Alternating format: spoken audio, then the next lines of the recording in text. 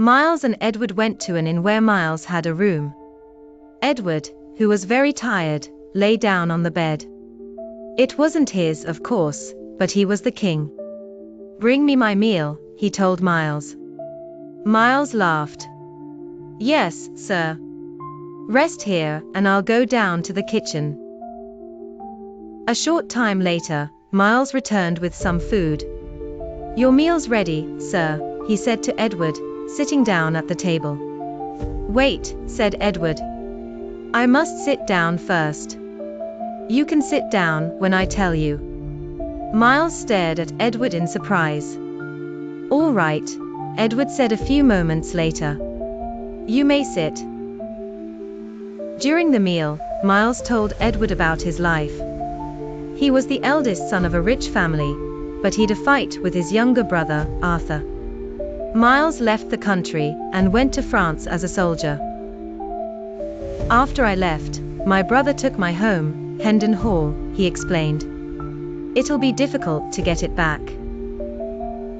"I'm the king," Edward told him. "I'll speak to your brother and make him give you back your home. And I'll give you more land, because you helped me." Miles thanked the boy, but Edward wasn't finished. "Give me your sword," he said, "and I'll make you Sir Miles Hendon." Edward took the sword and Miles kneeled down before him. "You're now one of the king's men," Edward told him. Edward was so tired that he soon fell asleep. The next morning, Miles went to buy him some new clothes. But when he returned, Edward was gone. "Where's the boy?" Miles asked a servant who worked at the inn. "Another boy came here," the servant told him. "His name was Hugo. He told the boy to go to Southwark Bridge. He said a man called Miles Hendon's waiting there for him." "But I'm Miles Hendon," he cried. "I must hurry." That same morning, Tom woke up in Westminster Palace. He was alone in an enormous bed in an enormous room. He missed his sisters, Bet and Nan. He missed his mother. And now he was the King of England. A servant came into the room. "Would you like to rise, Your Majesty?" Tom stared at the servant. "What do you mean? Do I want to get up?" Some of the words used in the palace were new to Tom.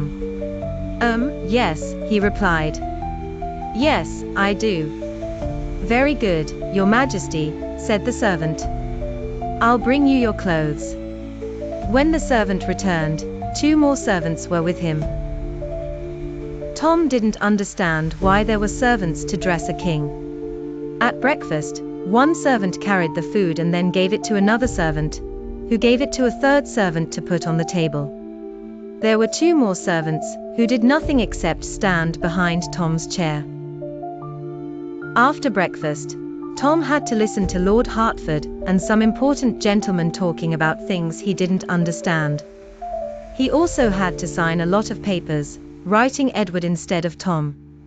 That evening, there was another big meal at the palace, but Tom couldn't eat very much. He was still full. When he finally went to bed, he felt sad. "The palace is beautiful and so are my clothes, and there's plenty of food to eat. But I want to see my sisters and play with my friends. I want to go home." Where was Edward, the real king?